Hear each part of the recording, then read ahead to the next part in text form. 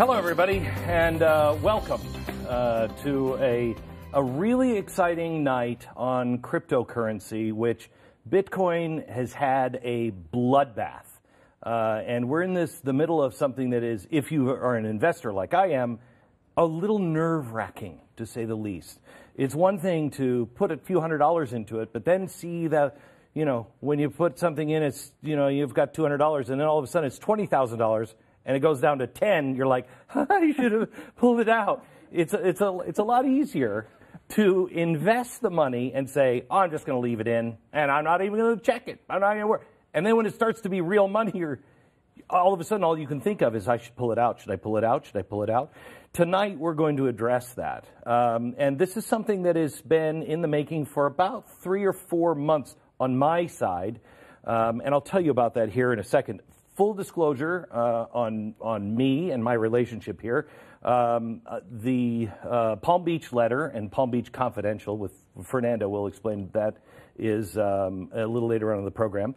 They are sponsors of my radio show, but I am also a user of the Palm Beach letter and Confidential. I use these myself. I never, ever endorse anything that I don't really like or I don't use, and especially when it comes to money, I would never be sitting here if I didn't believe in the gentleman who's sitting here and the information that you're going to get tonight.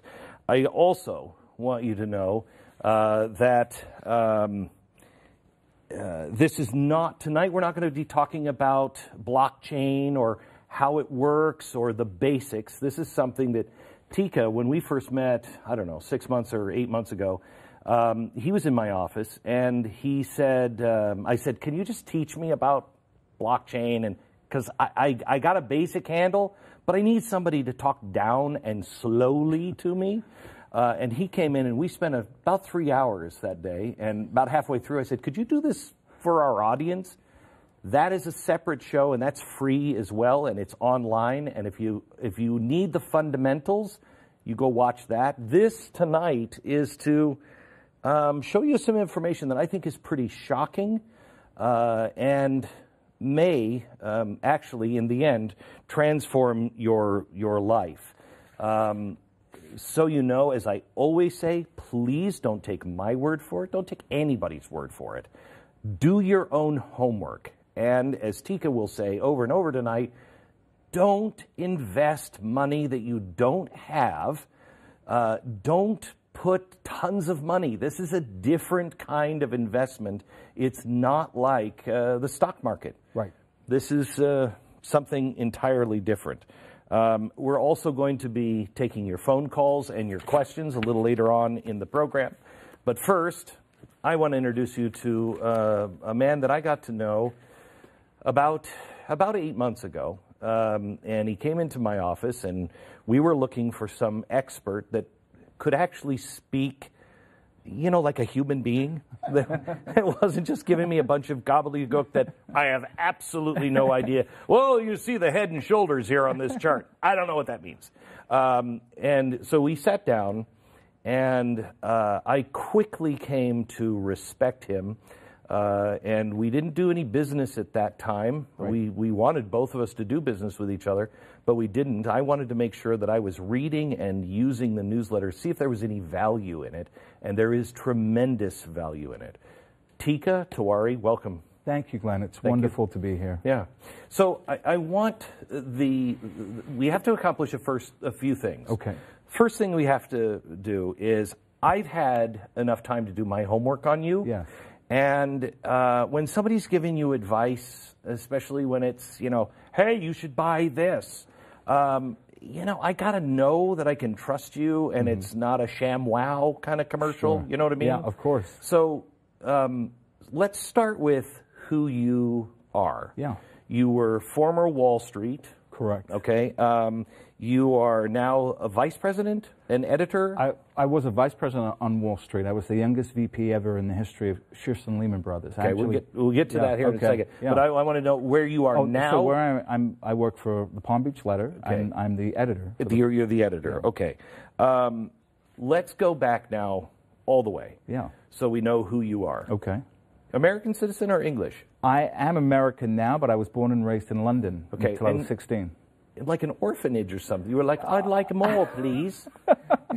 I guess the 1970s version of that. I grew up in the foster care system. I grew up in group homes, and I was raised by a couple of different foster families. That is a really hard childhood. It had its challenges, Glenn. Right. Yeah. So, I mean, you know, you think of foster care, I mean, the worst part of, you know, especially over in England. Yeah. Did you have soot on your face? And you're like, I met me a chimney sweep outside just a minute ago. Well, I can tell you, although I'm a little portly today, there were days when there wasn't food, and in my bedroom, it was completely unheated, and my bedroom was over a garage that was uninsulated, and when you breathe like that, oh my gosh, you could see your breath. And so my bedroom was usually around 38 to 42 degrees. Holy cow. Yeah. So people have choices to make in their life. Sure. Your life went from nothing, foster care, to, and I don't want to get into it because I missed the opportunity on Bitcoin for so long, you are tens of millions of dollars healthy. You don't have to be here, let's put it that way. I don't have to be here. You don't have to be here. No, I have a bigger mission than just making more money. So you're in foster care. Again, people have decisions to make. A lot of people, starting the way you did, go off and don't amount to anything. Correct. Okay? You, at what age, decide, I want to work in Wall Street in America? 12 years old. I saw a show on TV, and I got exposed to the stock market. And I thought, this idea where you could use your brain and and forecast economic events, that you could buy a piece of paper and it could go up in value, was revolutionary to me. Because at 12, I had only ever seen people make money trading their time for money. I'd never seen anybody make money with their mind before. And that wow. idea just fascinated me. So when did you move here to America? When I was 16 years old. I left the UK. I had $150 in the clothes that I was wearing. And I came to the United States. How freaked out were you? Very freaked out.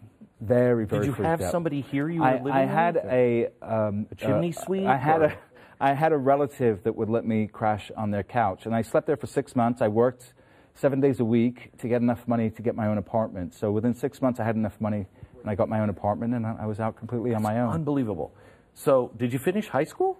I finished high school at 16. I got accepted to college in America when I was 16. I went for 2 weeks, and Glenn, it was like high school with ashtrays. I couldn't, okay. All right. I couldn't do it. So when do you go to work on Wall Street? 1 month after my 18th birthday, I talked myself into a job at Lehman Brothers, which was the #1 producing retail brokerage firm in the world back then. It's 1989.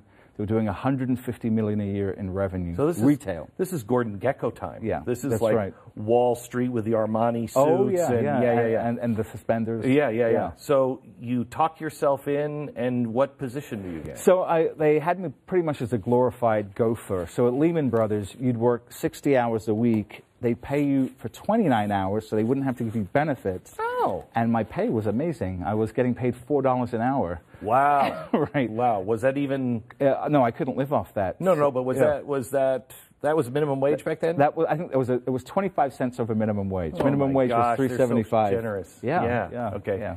So you're working 60 hours a week. So I'm working 60 hours a week. $4 an hour, and you're only being paid for 29 hours. So I have to work at night on a loading dock in Brooklyn. And then I work in a kitchen on Saturday and Sundays, 12 hours Saturday and 12 hours Sunday. And I worked like that for almost 2 years. And that's at 18? 18. How close to 20 were you when you became a vice president? I was 20, just about to turn 21 when I became a VP. How did that happen? I became the highest grossing rookie broker and then second-year broker in the history of the firm. I just was really good at my job. And they said, well, we got to make this kid a VP, otherwise he's going to leave. That's unbelievable. Right. The old farts must have hated you. Yeah. Okay, so you're on Wall Street, you're working for Lehman Brothers. Right. What years this? These are the 80s, early 90s. Early 90s. Yeah. So tech is just beginning to start. is just beginning to boom. How much money are you managing? Several $1 million, maybe about 10 million. Okay. You know, which for a kid at 20 years old was more than I had, and was a decent whack. Right. So, so you're looking at that, and at some point you decide, I want to go do this myself. Right. Well, that was much further along. I was around 2003 was when I actually started up my own hedge fund. Okay. Yeah. So that was, I had already been on Wall Street quite a few years. Okay. I want to, and I hate to do this to you, because I told you earlier today, and you're like, let me just say it this way. If you're a viewer of mine, you know that every time I'm on a show, they always say, and what was it you said about President Obama? And you're like, oh, dear God, it's been 10 years. And you can never let it go. But this is important because we're talking about your money. And when I first met with you, I had watched a bunch of your stuff, and I had listened to you. But I didn't really know anything about you. And God forbid you Google anybody, and it's like horrible. But I Googled you, and it said that you had lost your license on Wall Street. Correct. And I want you to tell just as much as you need to, basically what you said to me. I didn't say anything when you walked into the office. Right. I knew, that my business partner and my producer knew, but we didn't say anything because we said beforehand, let's see how he handles this. If he doesn't bring it up, we'll bring it up, and let's just watch him. Didn't think you'd bring it up. First thing you said, hey, I just want you to know. What happened? Yeah, you know, I was young, I had a young family, and I made this mistake of starting up a hedge fund while I was still with my brokerage firm, and did not tell my brokerage firm about it. And you can't do that. Right. You can't start something up while you're still a registered broker. Even though those people were paying you $4 an hour and working 60. Yeah. Okay. Right. All right. So, you know, it's emotionally uncomfortable for me to talk about because, you know, it was honestly, it's the worst decision I ever made in my life, and I regret it to this day. I should have just resigned and then started up my fund. Everybody makes stupid mistakes in their life, and that was my stupid mistake. Yeah, and I wanted you to know, and I wanted you to hear it from me first on what he did when he came into my office. I immediately liked you because you immediately came in and said, look, I just want to tell you about the biggest mistake I ever made. You know, you might find it, you might not, whatever. And I wanted you to know if we were going to work together, you had to know, and that's why I told you about it right off the bat. Okay, so we kind of know who you are, your background. Tell me your background with crypto, because doing my research on you, you've only really been doing crypto for about 3 years. Right. That's not a lot of time to have, as you will find out in a minute, the accomplishments that you have had on crypto. Yeah, I mean, crypto is very new, so 3 years in the crypto space is like 1970. It really is on Wall Street. Yeah. Yes. But what drew you to this? So what drew me originally, when I was first exposed to Bitcoin, I thought it was a fraud and a Ponzi scheme. I said, you know, this just doesn't make any sense. A bunch of guys that are mining this kind of magic internet money, and we're going to say now it has a value. It just seemed ridiculous to me. And then I saw Bitcoin crash, right? Bitcoin went from I saw it go from $7 to $1,200 and then crashed to 200. And I thought, okay, well, that's the end of Bitcoin then. And then something really interesting happened. You see, when something's fraudulent or it's a bubble, when it crashes, it goes to zero, right? Bernie Madoff went to zero. Bernie Madoff went to zero. Enron went to zero. It doesn't have any value. And then I looked at Bitcoin, and it was still worth about $3 billion. And I said, okay, I'm missing something here. So then I heard a speech given in January of 2016, and I finally understood the power of Bitcoin and the blockchain. I realized this was a way that people who didn't know each other, like each other, or trust each other could transact in a trustless way, and that we could own value that nobody else had any claim over, which is not the way the world works right now. It doesn't matter how wealthy you are, if you own real estate, stocks, bonds, or gold. If the government wants to take your money, there's really nothing you can do about it. The beauty about cryptocurrency is if you keep your private key, your password safe, and don't blab it to the world that what you own, no one can take that from you. Right. And that's never happened before. This is the thing that intrigued me. you know, I'm not exactly an optimist, and I see the way the world is going, and I see what's happening, especially in China, where it's becoming 1984 in China. Very much so. Have you seen their social scores? Oh yeah, how that works. Yeah, that's going to be a prison. Yeah. By 2022, that's a country on lockdown in a prison. And the whole world could go that way. Correct. It's changing. And, you know, I've done enough homework on revolutions and everything else, and I first came to cryptocurrency, my interest level, because, you know, I don't want to eat a bunch of diamonds, then go across the border and have to pick it through. You know, I just don't want to go down that road. The thing about cryptocurrency, as long as you know that number, it's yours forever. It's yours forever. But it's not something that it's getting a bad name on. And I think this is really important. This is something I learned from you just this week. This is not. This is a device for really stupid drug dealers. Right. This is not something that it's being imaged as. Yeah. If you're a terrorist or a GRU agent or a drug dealer and you're using Bitcoin, you're dumb. You're dumb. You're dumb. That's how we caught the Russians. Yeah, that's exactly we followed how their Bitcoin. We followed their Bitcoin. Okay. Yes. So it's, again, and this is one of the things you're kind of going to get into with the conspiracy that is going on, if you can call it that. I call it that, Glenn. It is. What do you call it when people are deliberately pushing down the price of an asset publicly and then going out privately and buying it? Yeah. That's manipulation. Yes, it is. Okay, so that we're going to cover that tonight, okay. But I want to stay here with that 3-year period. You're still using it as school time, if you will. You're meeting with the biggest of the big. The absolute biggest players. I don't know if we have these images here, but what I do is I travel all over the world. I don't just sit behind my desk. Right. And I go out and I meet the development teams, I meet the people that are actually building this code, I meet the venture capitalists, the people that are funding it, I meet with pension fund managers, I meet with hedge fund managers, and I sit there eye to eye, belly to belly, and say, okay, you know, what are you doing? Why are you doing this? What got you excited about it? What was it about this particular project that you liked, right? And then if I have a project that I like, I say, tell me about this project. Or I'll sit down with a guy that's a complete genius and say, take a look at this technology. Is it legitimate?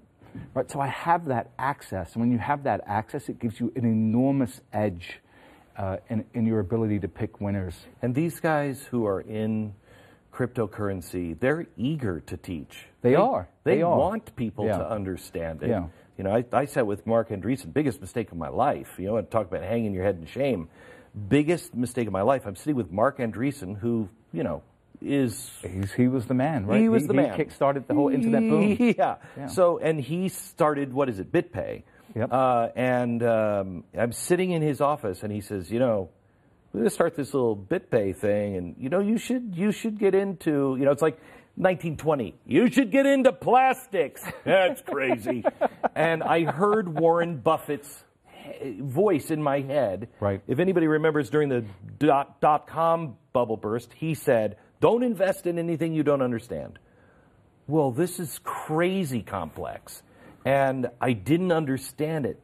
That was a mistake. I will say, don't invest more than you are willing to lose in what you don't understand. May I say, don't invest in things that you can't afford to lose at any time. Right. But also don't invest in things you don't understand and should. For instance, you could talk to me about how the air travels under the wing and then over the wing and how that provides lift for, you know, a skyscraper and we can fly to another city. I don't understand it. Right. I don't need to. Yeah. I got enough of it to trust it. Yeah.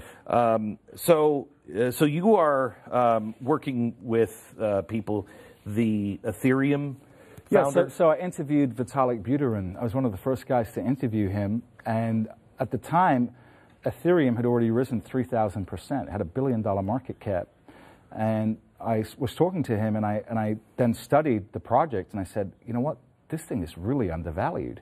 People thought I was crazy. It was around $9, and I wrote a report on it. As far as I know, it was the first ever really well-researched, legitimate research report on Ethereum. And I said, I put a $360 price target on it. which was over a $30 billion market cap. Right. When the whole market cap of the entire ecosystem was only, I think, $12 billion at the time. So I was saying that one idea this was going $9 to 3x the whole market ecosystem. People thought I was insane. Insane. 2 years later, it goes to $1,400 a coin. Yeah. John McAfee. Yeah, so I've seen McAfee, and I've talked to McAfee a lot, but I would say the guy that's really given me some great ideas is a guy called Roger Ver. That's a Bitcoin.com founder. Right? He's the founder of Bitcoin.com. He's one of the earliest investors in Bitcoin, and he has turned me on to just some fantastic opportunities. Okay, before we go into, because you have some pretty amazing things to talk about tonight, I want to cover one more thing. This is not like stock, right? And this is not a mature market. This is, we're at horse and buggy, and Henry Ford is saying, I have an idea of an assembly line and a car. Nobody really is even thinking about this. Correct. And only the rich were going to be able to buy a car. Yes. Right? Yes. And so if you would, it's AT&T in 1920. Yeah. Right? Yeah, you're looking at, nobody else has a phone, so how can this have any value? Yeah. Right. Okay, so you come into my office, or I think it was about 3 months ago, and you said, Glenn, I want to see if you would help us do an event in mid-July. Right. And I said, okay, let me look. And I think I was actually going to be gone, and so I was trying to talk you out of have it, any other time. And you were also freaking out about the market, remember? Oh, yeah. Yeah. I actually was until we started talking this week. I still was freaking out. And you said, no, it's got to be towards the end of July. Right. Because, and you showed me some chart at the time. Yes. And you said, this is going to be the bottom and the turn of the market. Correct. Tell me about that. Okay, so I did a study, and I don't know if we're jumping ahead here, if we've got some charts, but I did a study. Yeah, there is a chart. There is a chart on this? Okay, so I did a study looking back at the last time we saw an emerging technology like blockchain, and that was the late 80s, early 90s tech boom. Right? Technology was brand new. We didn't know how we were going to use it. We knew it was going to be important. We didn't know exactly how important it was. So I looked at the NASDAQ, and I looked at how the NASDAQ moved. And so I compared it with the modern-day crypto market, and what I found was there were times where the modern-day crypto market was moving in lockstep with this market from the 90s, right? An 87% correlation to the 1990 tech market. And so as I studied the 1990s tech market, it suggested, it saw this pullback, and it suggested that by July, the bottom would be in Bitcoin, and that we would start moving higher. And that's why I timed this event now. So actually, I think this is on this chart here, right here. Is that the chart? Yeah, that's the chart. So tell me what that chart is. Yep. Show it to me. Let's see if we can get the camera on this and the light. Yep. Okay, so this here is the NASDAQ between 1990 and 1991. It just absolutely collapsed.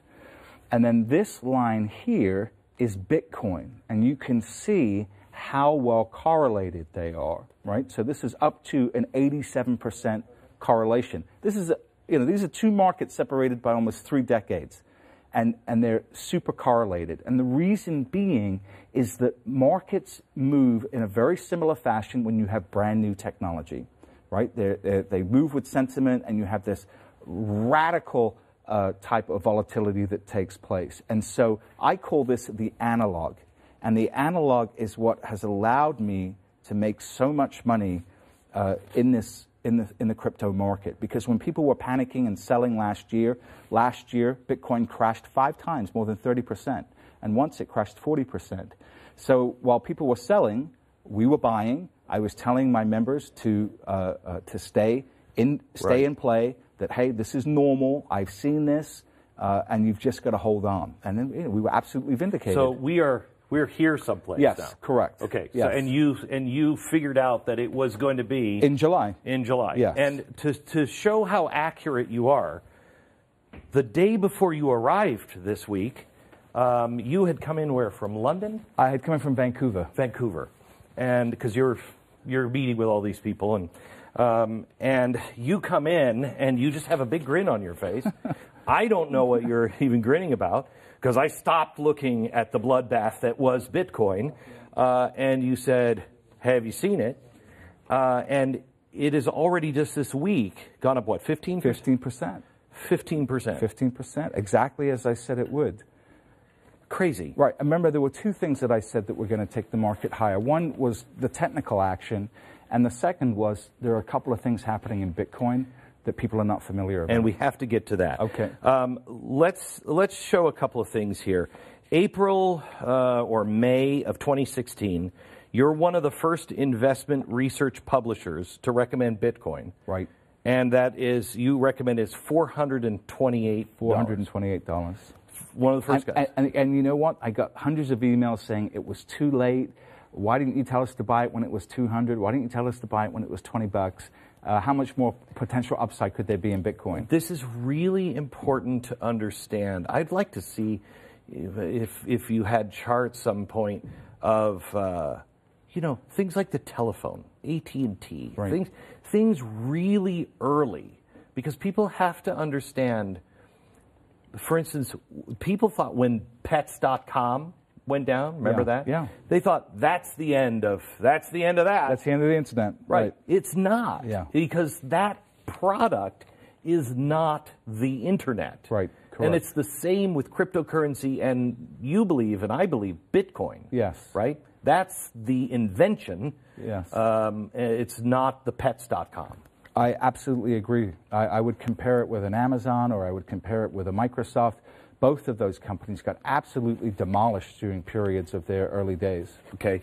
Ethereum. Mm-hmm. You're the first person to seriously, you were just talking about that. Right, to actually write a proper, well-researched report on it, correct. If you would have put $500 in, yes, this is an amazing stat. If you would have put $500 in when you recommended, you would now have 78,000. That is correct.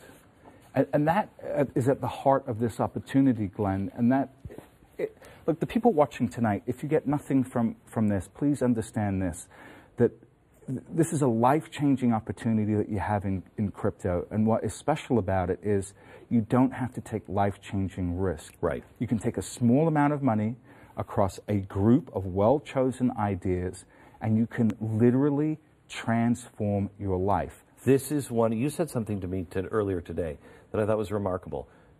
You said you can't, with a small amount of money in America anymore, become wealthy. You can't.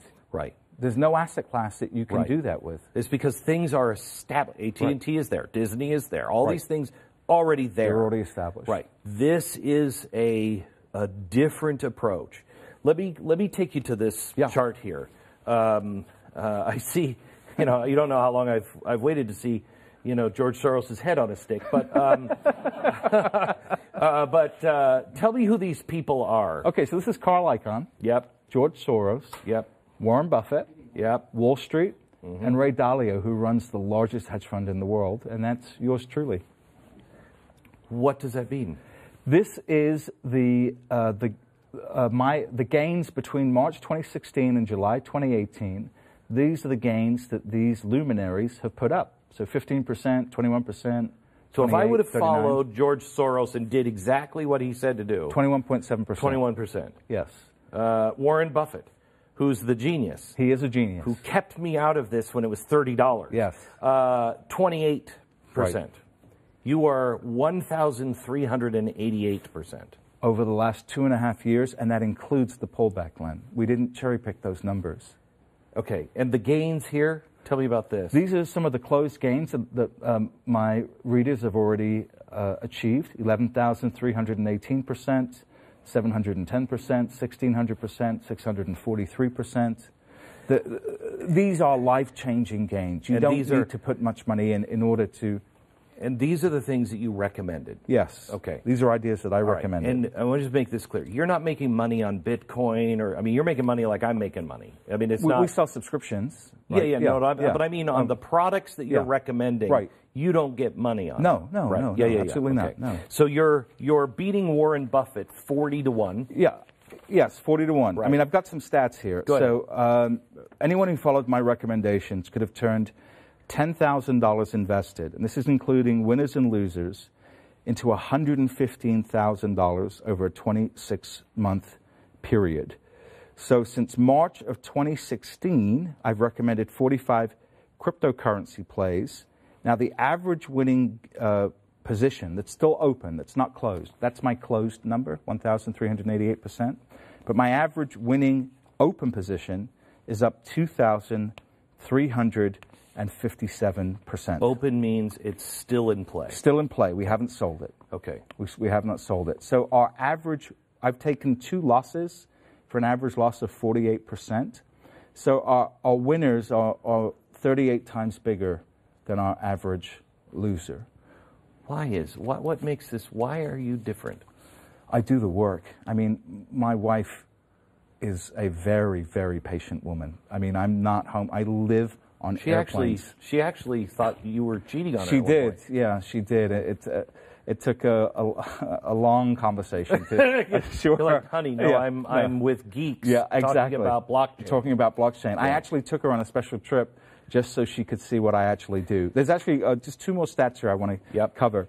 If you had invested $200 in every recommended position that I've done, you could have made over $89,000. That's on a $200 investment. If you had put $1,000 into each of my recommendations, you would have made $445,000. This is really important, and I think it's what I liked about you, because you're not talking about big money, but if you want these kinds of results, or at least have a shot at these kind of results, assuming, past is never, future. Right, exactly. But assuming that this trend continues like this, you have to follow your instructions. Right. It's not just, hey, this is a good coin, go buy it. I mean, we have a whole methodology of how to buy, what to buy, a position sizing approach, right? Because there have been some people that have taken, and they'll look at everything. Yeah. And they'll say, I like this one, I don't like that one. Right. And they'll dump 30 grand into one. Idea, yeah. And I know, I mean, that's why you've lost your hair. You're pulling it out from people, and you're like, no, don't put that kind of money into one thing like this. You don't need to. So what I say, Glenn, is that there are absolutely going to be ideas that I recommend that go to zero. Unequivocally, there will be some ideas that go to zero. And so what you have to do is you have to use a uniform position size. You put the same amount of money into every idea. You never risk anything more than you're prepared to lose, and that way you're going to under-own a loser, right? And you won't over-own a loser, and you won't under-own a winner. Right. Because the gains are so spectacular at this level. It doesn't matter if a couple go to zero, right? Because the gains are so huge. Right. You lose $200, right? And you make $40,000 on something else. Correct. So that is, I think, really critical. Okay, we have a studio audience here. These are people who follow you, who read your newsletter, who have made, I mean, you could have paid for your own flight, quite honestly, if you listen to this guy.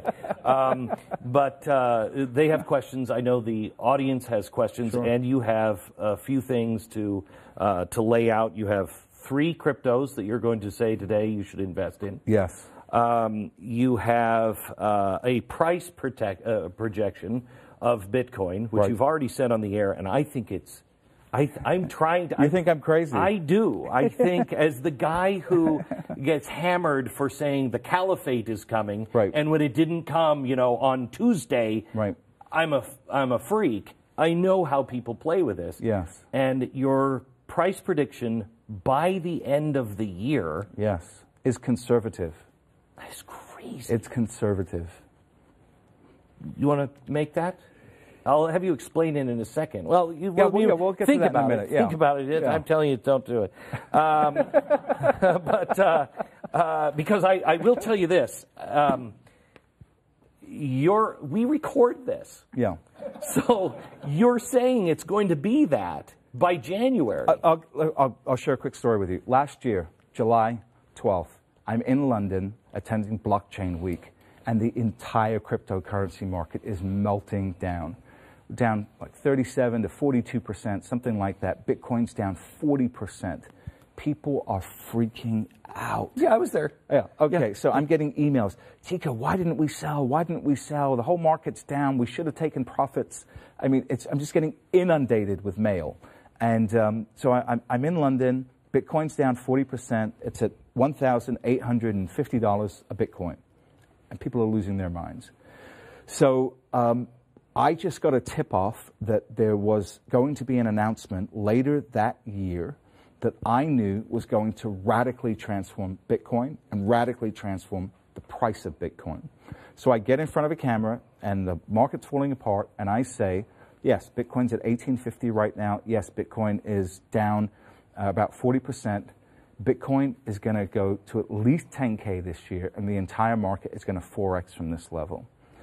The hate mail that I got from making, you're irresponsible, how can you tell people this, you're giving people false hope. But you got to understand, Glenn, everything I say and everything I do is based on research. Right. So back in July, the reason why I was so bullish on Bitcoin is I had just found out that the CFTC, the folks that govern all the futures trading in the United States, had just approved the first step for a Bitcoin futures contract. So I knew once a Bitcoin futures contract started trading, a whole nother leg of money was going to come into the space. Mm-hmm.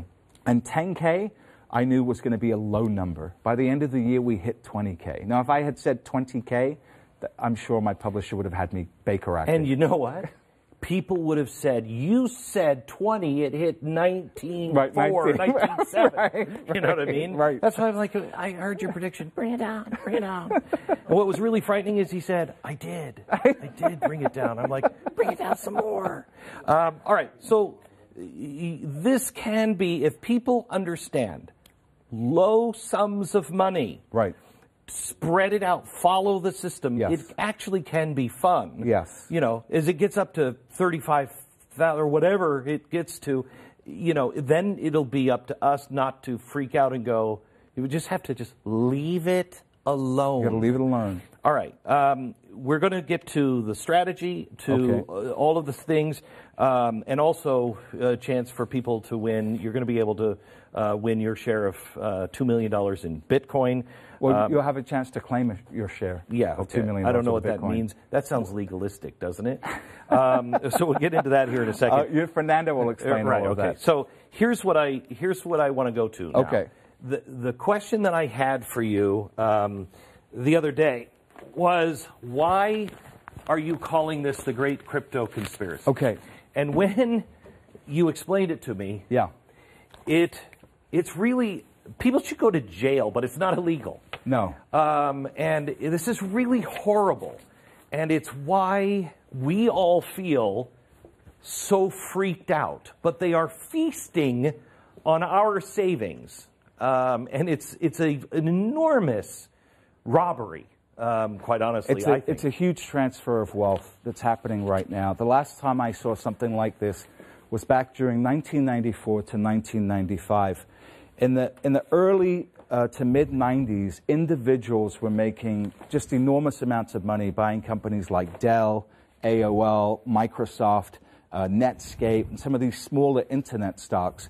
And the institutions had completely missed that bull market. And so they were scoffing at these so-called lemmings. And so during 1994 to 1995, we had a bit of a bear market.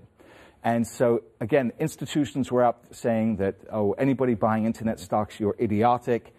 And so you had a lot of people selling their AOL, selling their Microsoft, selling their Dell shares. Guess who was buying? It was the institutions. If you look at a chart of institutional allocation to venture capital internet deals, it doubled between 1994 to 1995, which was exactly when institutions were saying, this is just a market for idiots. Nobody should be buying this stuff. So they literally stole all this wealth that should have been in the hands of individuals that owned Dell, Microsoft, and AOL. And then from 1995 to 2000, of course, we saw $5 trillion come into the market, and the biggest bull market we've ever seen. So this blueprint of creating fear in order to get cheap prices is nothing new. So hang on just a second before you go on. Yeah. This one is really important to me because the housing crisis, those banks, they bought up all of those houses. They were the ones who caused the problem. Right. Then they were talking everything down and saying, "I'm just taking the junk off the table." Yeah. That's not junk now. It's not junk. When it's dropped 40 to 60%, it's not junk. So this happened between 2011, 2012. Blackstone Group buys 50,000 homes. But during this period of time, the regular individual couldn't get a mortgage, right? It was virtually impossible to get a mortgage during this time, exactly when institutions were buying. And then the dot-com crash in 2003, if you can go back and look at old CNBC clips during 2003, even as the market was starting to come up, oh, don't buy tech stocks. No, they're evil. Don't buy tech stocks. Don't buy tech stocks. But institutions, if you looked at the 10Ks, the Qs, and all of the filings, the quarterly filings, they were all loading up on tech. This is how the rich get richer. Yes. They know, they're connected. A lot of times they're coordinating without the insider trading. This is not illegal to do. No, manipulating the news cycle, if you're smart about it, is they can get away with it. Nobody's ever been arrested for anything like this. So now, with crypto, I know personally, I know people that would have gotten in or stayed in if these people weren't saying what they're saying. Right, and so this has really been extremely egregious. So on September 12th, Jamie Dimon says Bitcoin is a fraud. He says he'll fire any one of his traders buying Bitcoin. Bitcoin drops 24%. When Jamie Dimon speaks, people listen. People listen. So that weekend, we found out that the largest buyer of a Bitcoin fund that's in Europe that buys physical Bitcoin, right? The largest buyer was Morgan Stanley and JP Morgan. And that's not illegal. He says it's a fraud. It says he'll fire anyone that buys it. Yes. And at the same time, his company is buying it. His company is buying it. It's just, so unethical. Right. Okay, George Soros. George Soros, in January 24th, price was already down, calls Bitcoin a bubble, says Bitcoin is the worst, the worst investment in the world. Don't buy Bitcoin. Don't buy Bitcoin. Basically throws gasoline on the fire at this point. And then what do we find out? So he says bubble here. It drops 44%. Right. And then here in April, 2 months later, guess what we find out? His $26 billion family office has approval to buy cryptocurrency. Right. And we only knew about it publicly here. And this is the kind of thing that George Soros is famous for this, talking the sterling down. And what did he do? He stole the pensions of all the little people. Yeah, made $1 billion. Yeah. Okay. So then here now, Goldman Sachs, this, again, February 7th, most cryptocurrencies will crash to zero. Now, I remember when they said this in February, and I had, through my network, I knew that Goldman Sachs was setting up a crypto trading desk. Absolutely knew they were setting up a crypto trading desk. And I remember you telling me that. Right. And then, of course, they were denying it. No, we're not. No, we're not. No, we're not. Price falls down 27%. And then what do we find out? We find out here, they say BTC 0. And then we find out just before May, new trading desk. Not only that, they put $400 million to buy a cryptocurrency trading platform. Okay, so February 7th, it's all going to zero. May, we just spent $400 million just on a flyer. And they're not the only ones. No.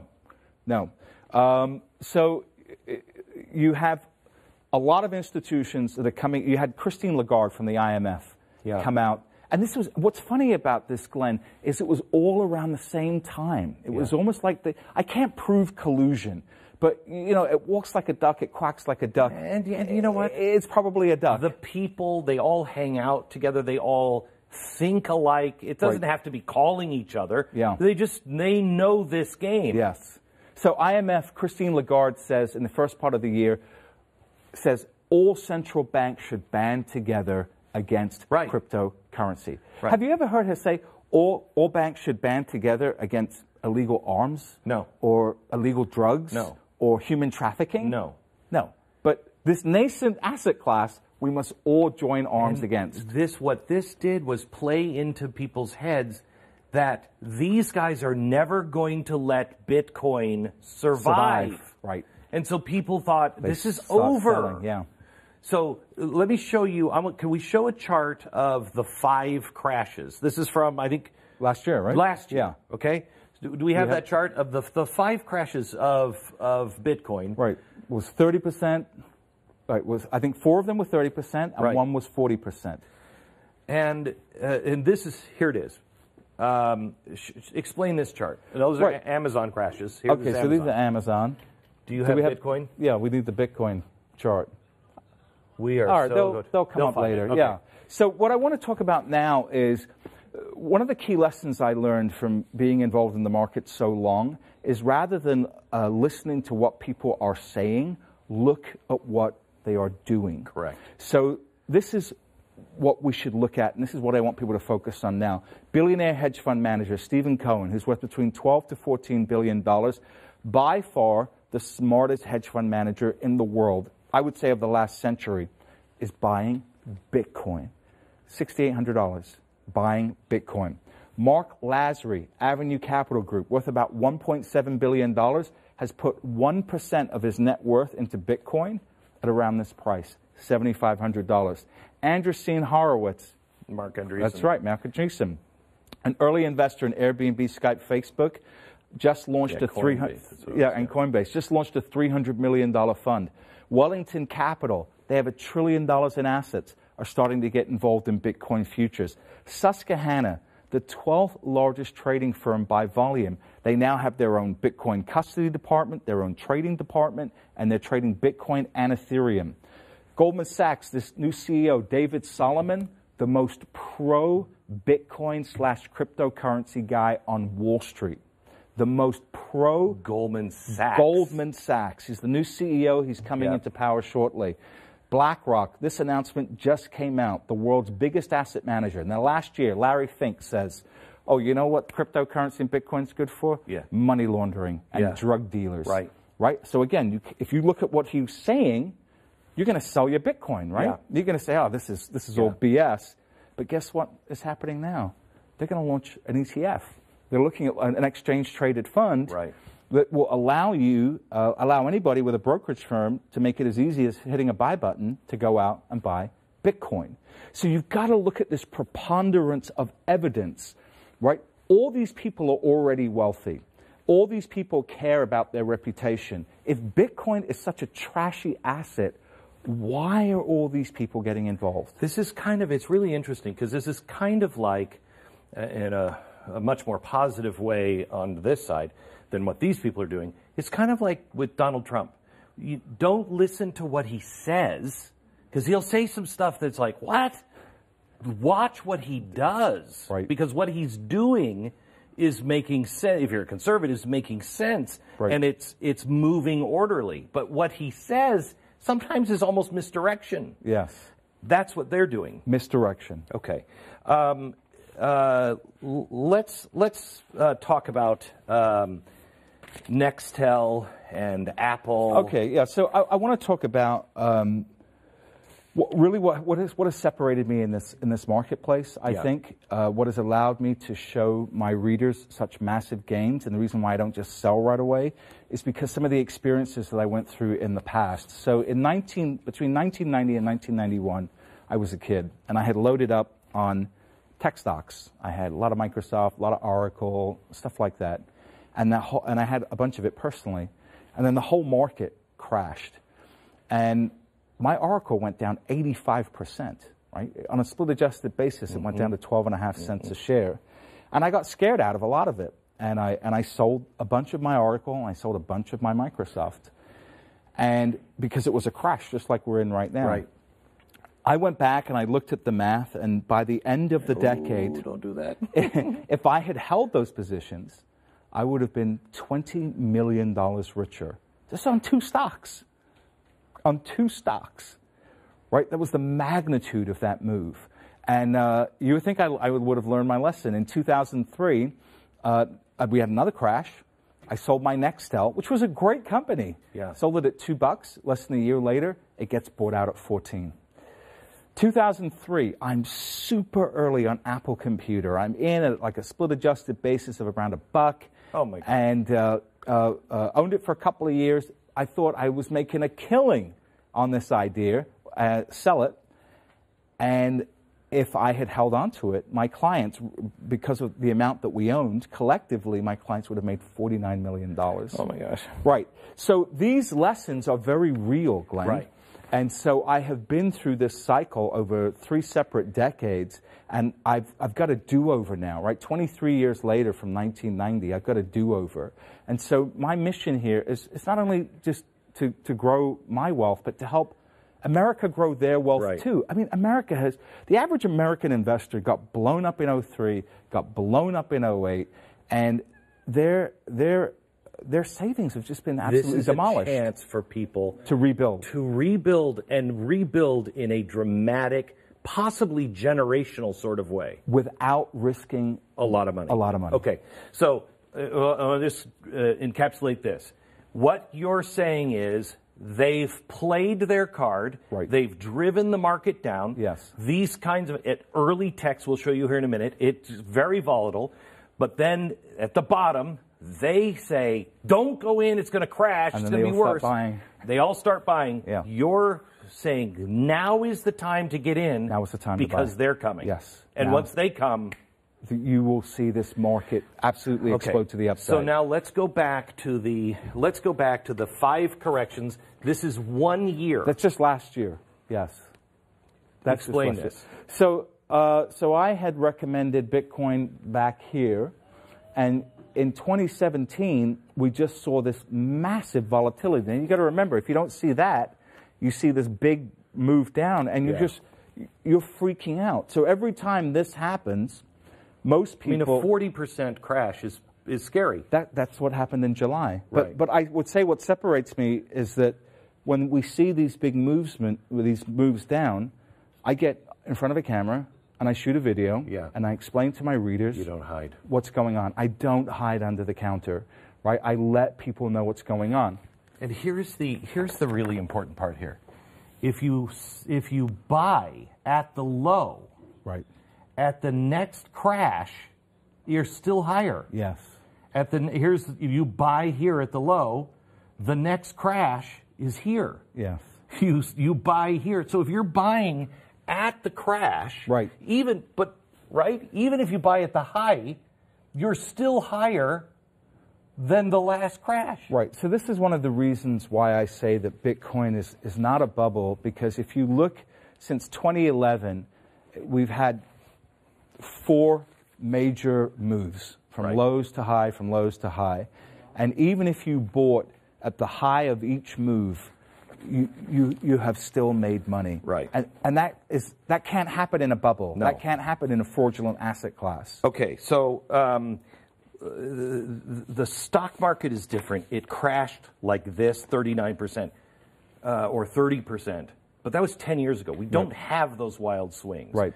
But early tech does. Tech does. Can we go back to Amazon and show the difference here early on with the crashes?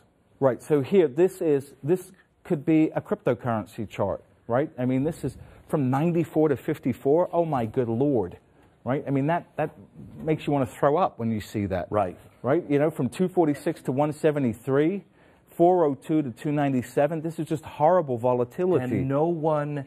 If I owned it at 402, knowing me, and it goes to 297, and I don't see it going back up, I just see this, I begin to panic. Of course. And I think we should sell some of it. Right. No one in their right mind today would say sell Amazon. Right, correct. Right? Yes. They would say, oh my gosh, you've got Amazon stock, when'd you get in? And so this is the special sauce of what we do, right? How emotionally, the average person can't handle that. And so I recognize that, which is why I recommend small positions. Okay. Because if you're not risking life-changing money, then you have the ability to handle that kind of volatility. Which is when I, when it was at $300, I didn't take my own advice, but I said to my audience, look, buy it, but a fancy dinner and a weekend, right? Okay, you're going to blow that money. Yeah. Just take that amount and put it into the market. Yeah. Most people think you can't do that now. That's right. I had somebody ask me that question in Vancouver when I gave a speech. They said, oh, you can't get rich on $200 or $400.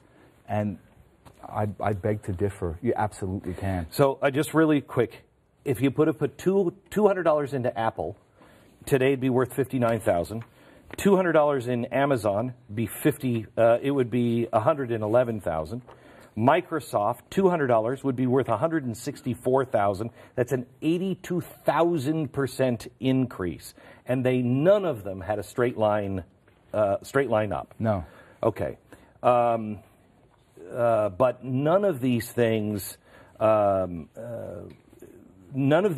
really had the ability at this point. We're still really young because of the space. The space is incredibly young. So the whole cryptocurrency market is under $300 billion, right? So companies like Apple, that's about how much cash they have on their balance sheet, maybe a little bit less.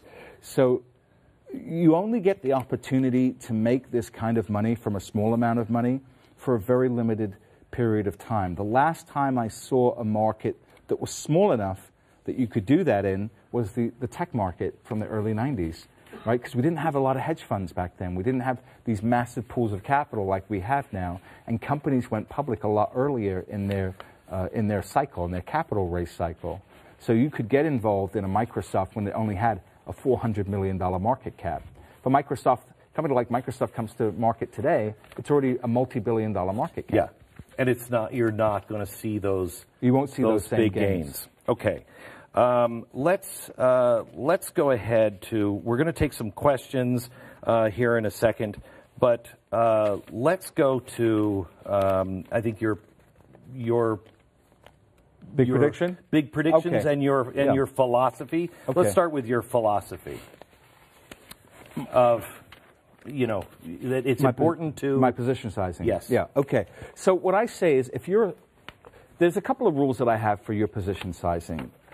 If you're a smaller player, $200 to $400 per idea. If you're a bigger player, you can put $500 to $1,000 per idea, and that you keep it uniform. It's really important that you keep it uniform, so you're not over-owning a loser or under-owning a winner. Now, another rule that you can use is commit no more than 5 to 10% of your liquid net worth. Let me repeat that. Liquid net worth. Don't put 5 to 10% of your whole net worth. Yes.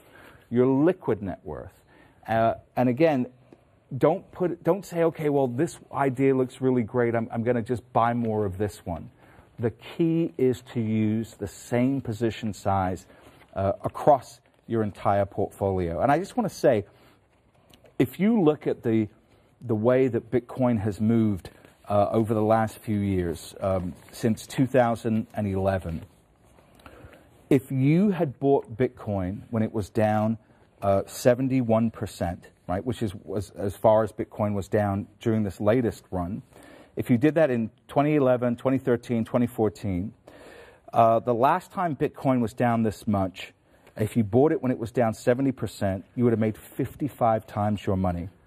The time before that, you would have made 289 times your money. The time before that, you would have made 2,083 times your money. Now, there's no guarantee that's going to happen again, Glenn. Right. But the odds are in your favor when you buy in after such a steep sell-off as we've seen now. What is custody? Custody has to do with a big problem that institutions are facing about getting involved in crypto. In crypto, any company that is managing money for other people has to have the stocks that they buy held by somebody else, a custodian, so they don't run off with your money. right? So you have companies like State Street, which is the second largest custodian in the world. They hold over $2 trillion of other people's assets, and they're trusted to hold those assets. So we don't have a proper custody solution in the Bitcoin and cryptocurrency space yet. We had one that was just announced by Coinbase, but what we think is going to happen is that you will see some larger companies start offering custody. And when you have custody, then an insurance company or a money manager or a pension fund can actually start buying Bitcoin. And how far away are we from that? Oh, we're very close. Nomura Securities just announced, and they're a $100 billion operation out of Japan, just announced that they are launching a consortium, a custodian that'll be in place by the end of this year. So that means the California Teachers Fund could potentially put and just you put 1% of one of those things in. Could buy Bitcoin. And with the pension funds in the condition that they're in, it would be insane not to put 1%. Right. So now I have to be very careful about saying this and not burning a source. So I was at a private event held at a castle in Tuscany about a week ago, and there were 65 people that were invited, and I was fortunate enough to be one of them. And I had a meeting there with a gentleman who used to run a $20 billion state pension fund. And he loves crypto. And I was talking to him. He left that fund, the state pension fund, and I was talking to him, and I said, you know, how are state pension funds going to come into crypto? Because if you buy crypto and it goes down, you're going to lose your job, right? How do you do that? And he said, Tika, this is the reason why I left my job, to start up a whole new money management company. And so what they're going to do is use a vehicle called a fund of funds, and I'll explain what that is. So you set up a fund, institutions invest in that fund, and then that fund invests in other funds that invest in crypto. And that way, the institution has no direct exposure to the cryptocurrency. They're not holding the cryptocurrency. They don't have to worry if they're violating state rules. All they have is ownership of a fund which owns shares in other funds. Give me an idea of the scope. Let's say BlackRock. If BlackRock, just themselves, them, they invest 5%. I mean, that's bigger than the entire market cap right now of the entire space. I mean, they have $6 trillion, right? So it's over $300 billion. If these people just took 0.5% and invested, we're going to have a multi-trillion-dollar market cap. Okay, so then let's go to last chance. Yeah. Don't make this prediction, because I'm going to hold you responsible. As you should. In January 1, you say Bitcoin, which is at how much today? About 7,500. 7,500 will be $40,000.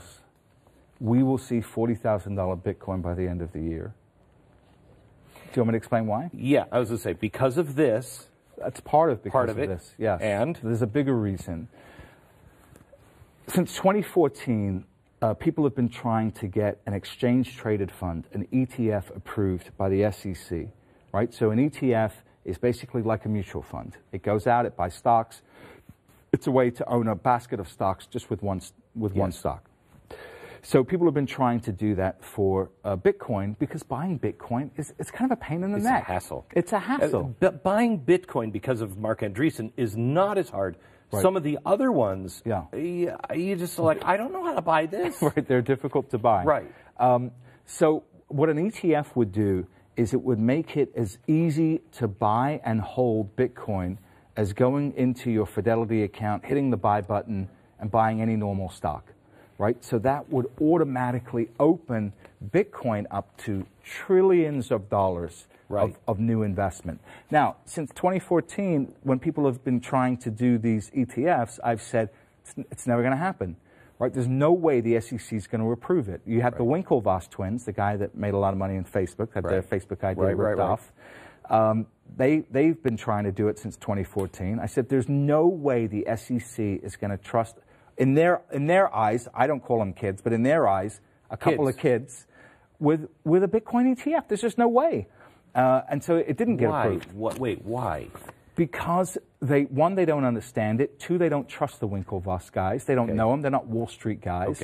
And they don't think that they have the ability to protect the assets and protect the end users. Right. So they want to make sure that this doesn't become a giant disaster. Because they lose their jobs. Right. Everybody at the SEC will lose their job. Yeah, well, that's not the point. Right. Everybody in the country would lose their money. I wish they would. Yeah. But they're not thinking that way. They're not thinking that way. They're thinking about their jobs. Okay. So then you had two more established players, VanEck and SolidX, come and try and do an ETF. And I said, okay, this is more interesting. Maybe they have a shot.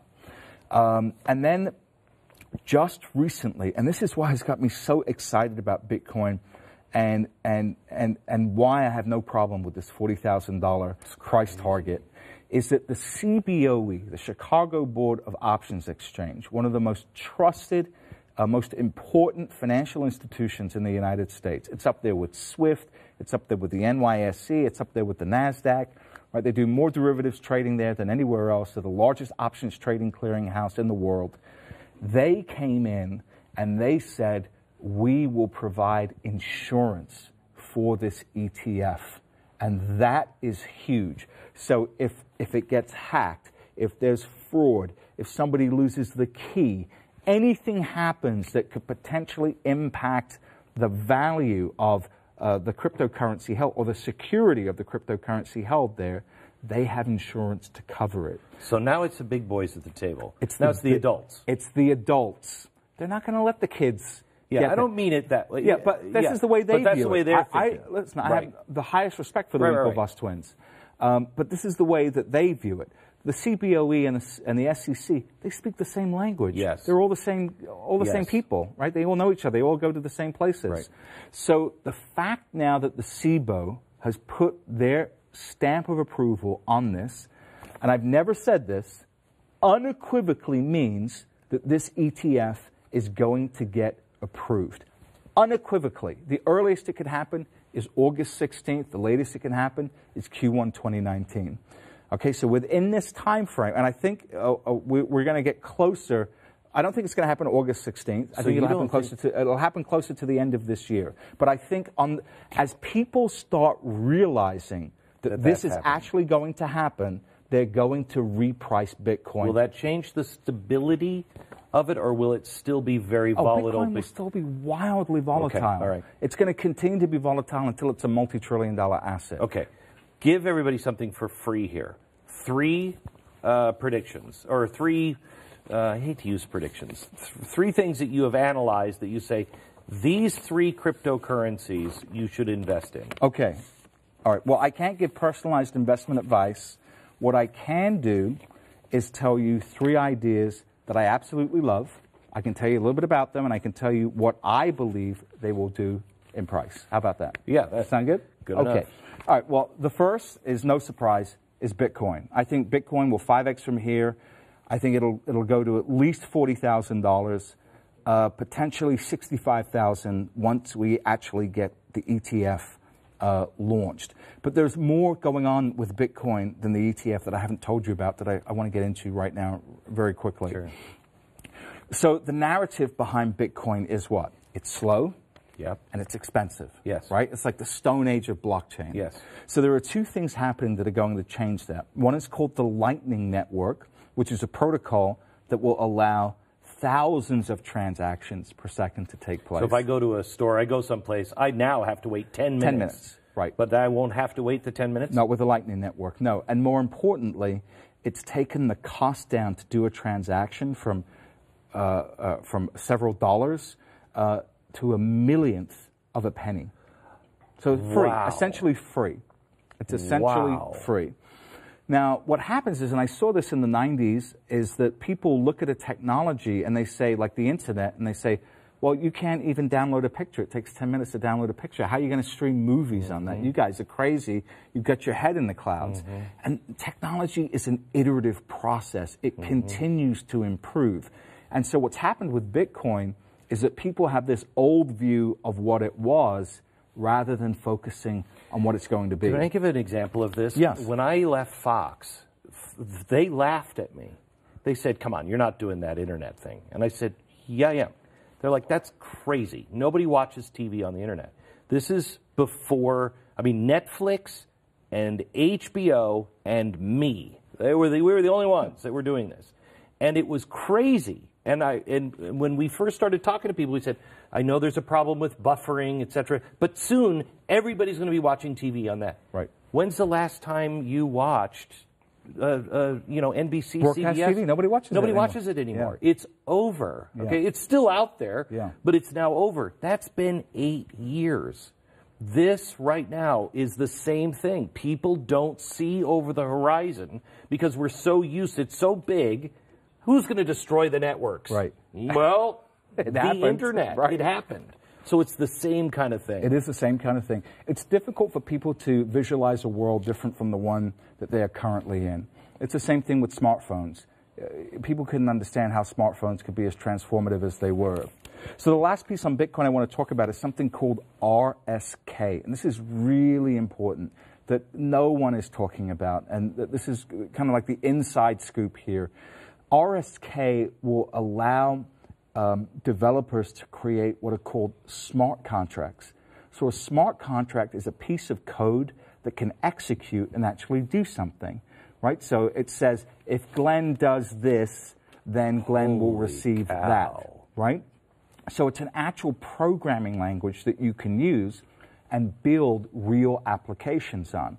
When you match that with the Lightning Network, so your transactions are virtually free and they're incredibly fast, what do you have? You have a whole new internet that you can build on, right? You have a whole new development platform that you can build on and have the entire security of the Bitcoin blockchain behind you. So that's coming from Bitcoin.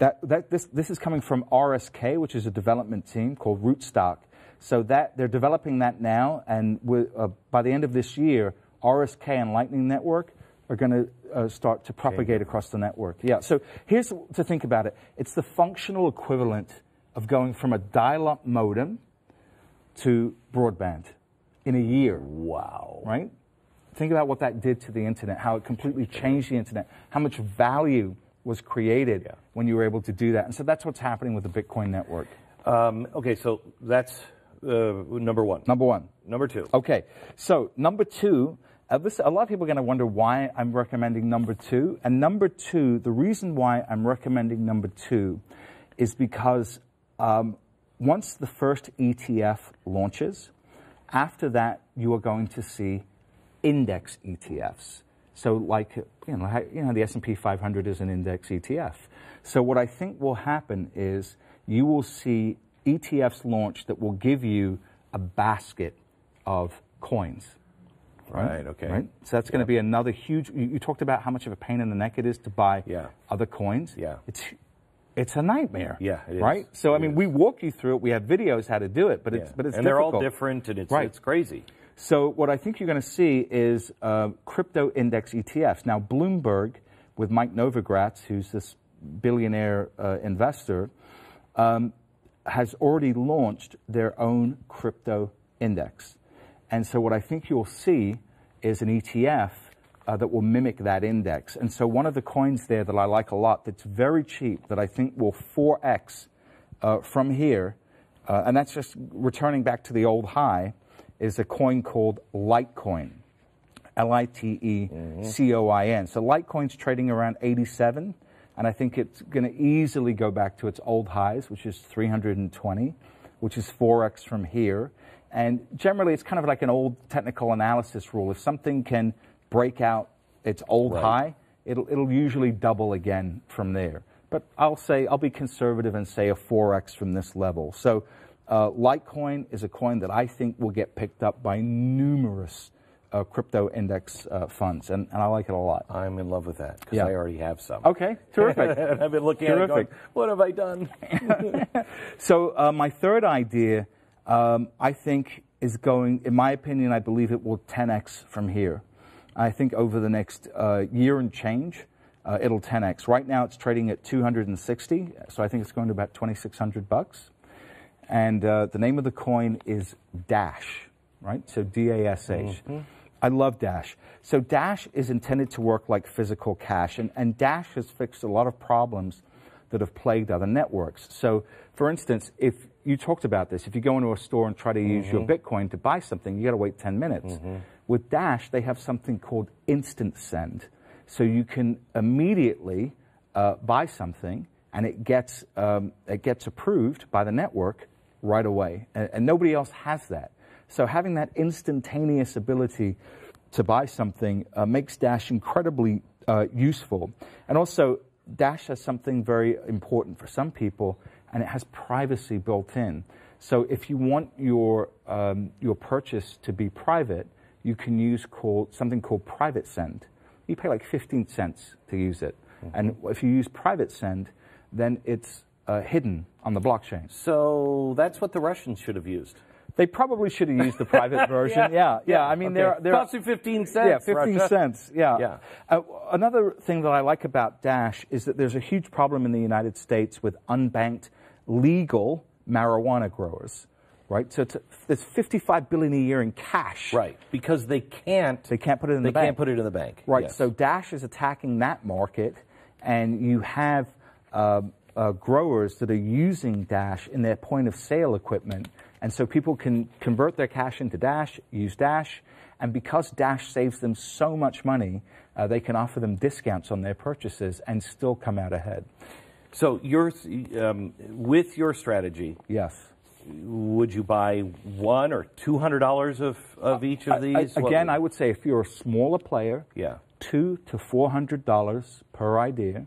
If you're a wealthier investor, $500 to $1,000. And the sanity check you need to do is, what is 5 to 10% of your liquid net worth? Write that number down, right? And that should be your entire allocation to cryptocurrency. So maybe it might be a bigger number than most people. So that's fair enough. You can use a larger number. Can I just ask a question? Yeah.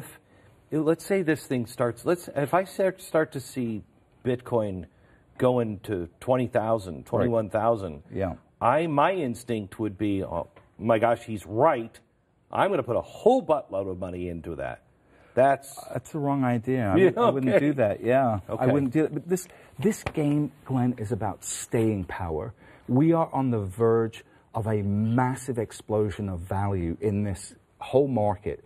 But if you get blown out because you were done with your money and you put 30, 40 grand into an idea that just collapsed, you're going to miss it all. And the regret that I experienced in the 90s and in the double O's, no one should have that kind of regret. $20 million? $20 million, right? $49 million that should have been my clients and wasn't, right? So I put together this strategy and this methodology so you can survive this volatility. I hope